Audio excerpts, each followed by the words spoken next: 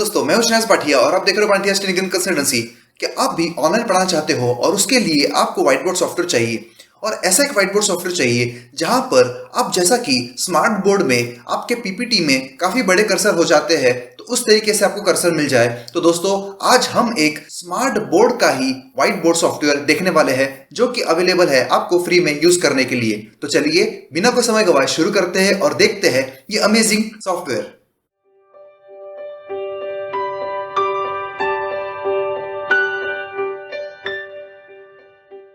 तो देखिए दोस्तों, ये अमेजिंग सॉफ्टवेयर है पैनासोनिक के स्मार्ट बोर्ड का व्हाइट बोर्ड सॉफ्टवेयर।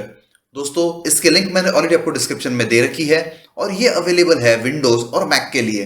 अब यहाँ पर विंडोज में देख सकते हो विंडोज 10 होम या प्रो या फिर विंडोज 8.1 पे ही ये एप्लीकेबल है। यहाँ पर फाइल का नाम दिया हुआ है तो यहाँ पर क्लिक करते ही आप ये 67.6 MB की फाइल डाउनलोड करते हुए इसे ओपन कर सकते हो। तो चलिए मैं ये जिप फाइल ओपन करता हूं क्योंकि मैंने ऑलरेडी इसे डाउनलोड कर लिया है। तो देखिए दोस्तों, जैसा ही ये फाइल डाउनलोड आपकी हो जाएगी और आप वो जिप फाइल को ओपन करोगे वैसा ही इस तरीके के कुछ फाइल्स आपको नजर आने वाले हैं। अब यहाँ पर आपने ज्यादा कुछ नहीं करना है, डायरेक्टली यहाँ पर whiteboard.exe जो है इस पर डबल क्लिक करके इसे इंस्टॉल कर लेना है। जैसा ही ये इंस्टॉल होगा वैसा ही यहाँ पर देखिए कि यूएसबी डिवाइस कंपैटिबल नहीं है, मतलब ही कनेक्टेड नहीं है। अब ऑब्वियसली ये स्मार्ट बोर्ड का सॉफ्टवेयर है, इसके वजह से स्टार्ट करते वक्त इस तरीके का एक नोटिफिकेशन ये बताएगा, फिर भी हमने इसे कर देना है ओके। अब जैसा ही आप इसे ओके कर दोगे वैसा ही आपका स्मार्ट बोर्ड यहाँ पर ओपन हो चुका है। अब यहाँ पर स्टार्ट से हम कुछ फंक्शंस देख लेते हैं। तो सबसे पहले हम लोग देख लेते हैं ड्रॉ वाले फंक्शंस। तो यहाँ पर देखिए आपको मिलता है लाइन, सर्कल, रेक्टेंगल और ट्रायंगल। तो फॉर एग्जांपल देखिए इस तरीके से आप लाइन ड्रॉ कर सकते हो या फिर इस तरीके से सर्कल्स या फिर इस तरीके से रेक्टेंगल्स एंड फाइनली यहाँ पर आपको मिल जाता है ट्रायंगल। तो ये सारे काम आप बड़े ही आराम से यहाँ पर कर सकते हो। उसके बाद सेकेंड ऑप्शन है आपका कर्सर का। तो आप देखिए कोई भी ऑब्जेक्ट को ऐसा सेलेक्ट करते हुए इस तरीके से मूव कर सकते हो या फिर मान लीजिए मैंने इसे सेलेक्ट कर लिया, अब इसे मैं रोटेट भी कर सकता हूं। तो ये सारे ऑप्शंस आपको यहाँ पर मिल जाते हैं और यहाँ पर एक ड्रॉप डाउन मेनू मिलता है जहां पर आप कट, कॉपी, डुप्लीकेट, डिलीट कर सकते हो या फिर इसे लॉक भी कर सकते हो और मूव ओनली कर सकते हो, मूव एंड रोटेट कर सकते हो या इसे अनलॉक भी आप बाद में कर सकते हो। तो इस तरीके के ऑप्शंस आपको यहाँ पर मिल जाते हैं। तो अभी के लिए मान लीजिए मुझे ये ऐसा ही रहने देना है। उसके बाद ऑप्शन मिलता है आपको पेन का। तो यहाँ पर देखिए पेन की थिकनेस यहाँ पर अभी मीडियम दी हुई है, हम इसे कम भी कर सकते हैं और बढ़ा भी सकते हैं। तो मैंने अभी इसकी थिकनेस कम कर ली है और यहाँ पर कलर अब सेलेक्ट कर लेते हैं रेड, क्योंकि रेड हमारा फेवरेट कलर है। अब चलिए यहाँ पर लिख करके देखते हैं किस तरीके से लिखा जाता है। तो यहाँ पर काफी स्मूथ इससे लिखा जा रहा है। तो ये एक ऑप्शन हुआ। उसके बाद आपको मिलता है सेकंड में हाइलाइटर। तो हाइलाइटर मैंने मान लीजिए सेलेक्ट कर लिया, येलो कलर सेलेक्ट कर लिया। अब मैं चीजों को यहाँ पर हाईलाइट कर सकता हूँ इस तरीके से या फिर इसकी थिकनेस हम बढ़ा लेते हैं हाइलाइटर की और फिर देखिए इस तरीके से हम हाईलाइट कर सकते हैं। तो ये सारे काम आप बहुत ही आराम से आपके पेन टैबलेट के साथ भी कर सकते हो। यहाँ पर देखिए अंडू के भी ऑप्शंस आपको दिए हुए हैं और रीडू के भी ऑप्शंस आपको दिए हुए हैं। तो ये सारा काम भी आप कर सकते हो। तो यहाँ पर देखिए फिर से हम लोग इसे हाईलाइट कर लेते हैं। तो ये काम हो गया। उसके बाद यहाँ पर नीचे दिया हुआ है इरेजर और फिर सेकंड ऑप्शन है इरेज ऑल का। तो अगर आप चाहते हो कि ये सारा का सारा आपके पेज पर जो कुछ भी है वो पूरा इरेज हो जाए तो आप इरेज ऑल कर सकते हो या फिर ये इरेजर भी यूज कर सकते हो। उसके बाद आपको यहाँ पर ऊपर मिलता है इंसर्ट टेक्स्ट का बटन। तो जैसा ही आप इंसर्ट टेक्स्ट पे क्लिक करते हो और यहाँ पर इसे प्रेस कर देते हो तो देखिए इस तरीके का इंसर्ट टेक्स्ट का बटन आ चुका है। अब यहाँ पर आप इंसर्ट टेक्स्ट कर सकते हो बड़े ही आराम से।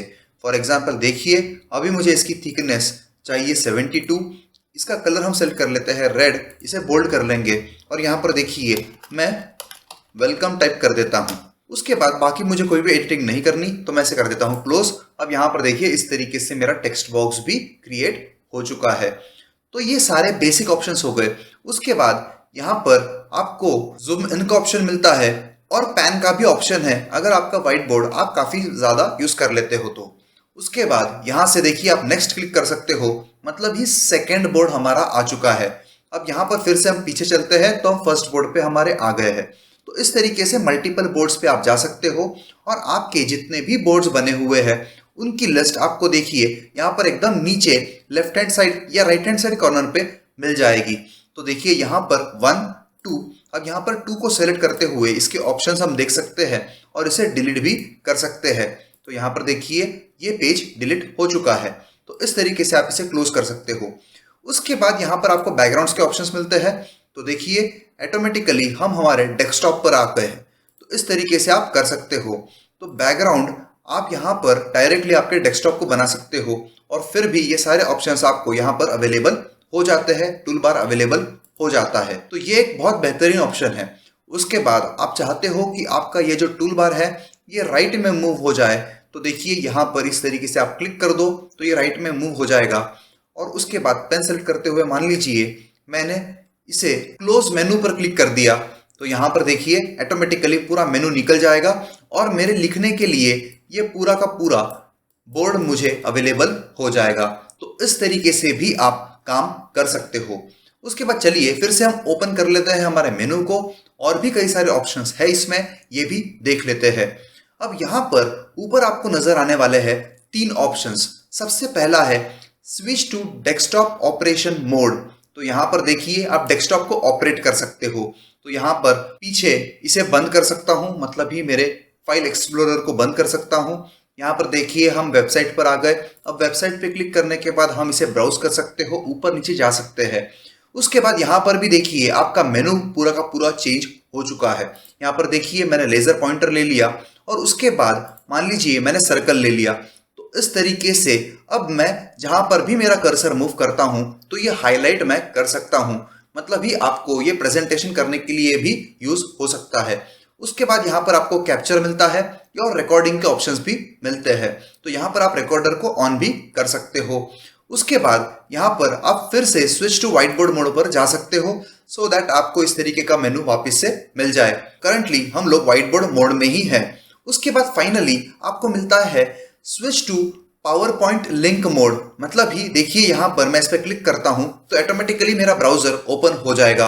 तो यहाँ पर मुझे मेरा पावर पॉइंट मतलब ही कोई भी पीपीटी एक्सप्लोर कर लेनी है, ब्राउज कर लेनी है। तो यहाँ पर देखिए मान लीजिए डायरेक्शन सेंस वाली पीपीटी हम ओपन कर लेते हैं तो ऑटोमेटिकली पावर पॉइंट से भी मेरा प्रेजेंटेशन ऑन हो जाएगा। अब यहाँ पर देखिए नेक्स्ट का ऑप्शन है और उसके बाद यहाँ पर पेन के ऑप्शंस है। तो पेन ऑलरेडी मेरा सेलेक्टेड है, फिर से मैं क्लोज कर सकता हूं।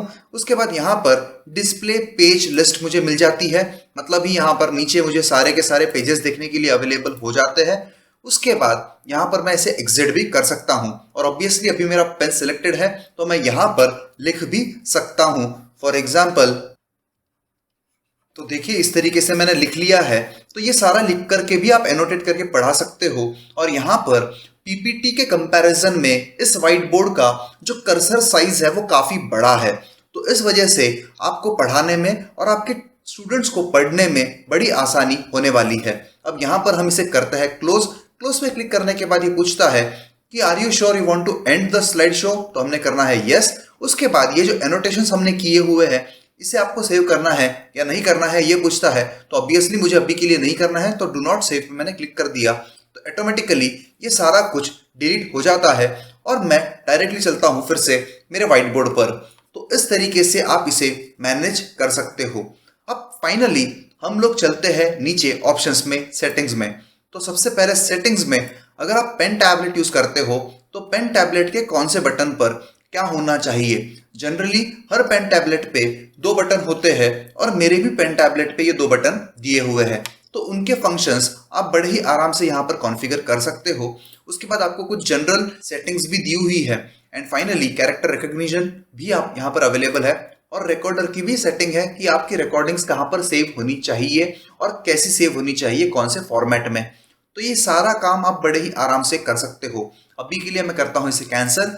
अब चलते हैं हम सेकेंड ऑप्शन में जो कि है आपका यूटिलिटी बॉक्स। अब यूटिलिटी बॉक्स में आप मेल कर सकते हो, प्रिंट ले सकते हो, वापस से कैप्चर कर सकते हो, वीडियो रिकॉर्ड कर सकते हो, इस सॉफ्टवेयर की इंफॉर्मेशन देख सकते हो, फाइनली प्रेजेंटेशन टूल यूज कर सकते हो। अब प्रेजेंटेशन टूल क्या होता है तो देखिए इस तरीके से एक छोटा सा टूल बार आपको मिल जाता है। इसे आप मिनिमाइज कर सकते हो। अब यहाँ पर देखिए इस टूल बार में आपको स्पॉटलाइट दी हुई है। स्पॉटलाइट मतलब क्या होगा कि देखिए अब मैंने ये स्पॉटलाइट में ले लिया है तो बाकी सब कुछ डार्क हो जाएगा और सिर्फ इतना ही हाईलाइट होगा। तो ये स्पॉटलाइट हो गया। उसके बाद यहाँ पर आप हाइलाइटर यूज कर सकते हो। उसके बाद यहाँ पर आप पेंसिल यूज कर सकते हो लिखने के लिए। एंड फाइनली यहाँ पर आपको कर्टन भी मिलता है और जूम इन के ऑप्शंस भी मिलते हैं, मैग्नीफायर ग्लास भी मिल जाती है। तो इस तरीके से सिर्फ प्रेजेंटेशन अगर आपको करना है तो बेसिक सेटिंग्स कर लीजिए आपके पेन कलर की, पेन साइज की, और बाकी सारा कुछ आप इतने छोटे से टूल बार से बड़े ही आराम से यूज कर सकते हो। अभी के लिए मैं करता हूं इसे क्लोज। अब चलते हैं वापिस से हम हमारे ओरिजिनल मेनू में। अब यहाँ पर आप सेव कर सकते हो दोस्तों। तो फाइल ऑपरेशंस में कई सारे ऑप्शंस आपको अवेलेबल है। फॉर एग्जांपल अगर आप कोई पर्टिकुलर इमेज यहाँ पर ऐड करके पढ़ाना चाहते हो तो इंपोर्ट इमेज भी दिया हुआ है। क्रिएट न्यू प्रोजेक्ट कर सकते हो, रीड प्रोजेक्ट कर सकते हो अगर आपने कोई आपके सिस्टम पर पुराना प्रोजेक्ट सेव करके रखा हो, या आप इसे एज प्रोजेक्ट सेव कर सकते हो, सेव एज कर सकते हो, इसे एज पीडीएफ एक्सपोर्ट कर सकते हो, सिर्फ एक पर्टिकुलर पेज भी कर सकते हो, सारे पेजेस कर सकते हो, या फिर एज इमेज भी इसे सेव कर सकते हो। तो ये सारे ऑप्शंस आपको फाइल रिलेटेड मिल जाते हैं। अब ये क्लोज करता हूं and finally exit from this application दिया हुआ है। तो ये सारे ऑप्शंस आपको यहाँ पर मिल जाते हैं। और दोस्तों ये बहुत ही अमेजिंग सॉफ्टवेयर है जहां पर आप चीजों को आपके हिसाब से चेंज कर सकते हो, मैनिपुलेट कर सकते हो। फॉर एग्जाम्पल देखिए मैंने ये स्टैंडर्ड मेनू कर लिया और डिटेल मेनू पर भी हम जा सकते हैं ऑटोमेटिकली। तो इस तरीके से बटन्स को यूज करते हुए बहुत ही आराम से आप टॉगल कर सकते हो इस व्हाइट बोर्ड में। एंड फाइनली हम और एक ऑप्शन देख लेते हैं जिससे हम हमारा कलर सेट चेंज कर सकते हैं, या फिर हम लोग यहाँ पर सेलेक्ट बैकग्राउंड भी कर सकते हैं। मतलब ही अलग अलग टाइप के बैकग्राउंड्स ले सकते हैं, ब्लैक ले सकते हैं, व्हाइट ले सकते हैं, ट्रांसपेरेंट ले सकते हैं, ग्रिड लाइन, नोट्स, या फिर म्यूजिकल स्टाफ भी ले सकता है, या ग्रीन स्क्रीन भी ले सकते हैं। तो आशा करता हूं दोस्तों कि आपको ये व्हाइट बोर्ड सॉफ्टवेयर बहुत ही इंटरेस्टिंग लगा है। अगर कोई भी डाउट है तो कमेंट सेक्शन में कमेंट करके पूछिएगा जरूर। और अगर अभी तक आपने हमारे चैनल को सब्सक्राइब नहीं किया है तो प्लीज सब्सक्राइब कीजिए, शेयर कीजिए, लाइक कीजिए और बेल आइकन को प्रेस करना न भूलिएगा, सो दैट इस तरीके की इंफॉर्मेटिव वीडियोस आप तक हमेशा पहुंचाया करें। Thank you.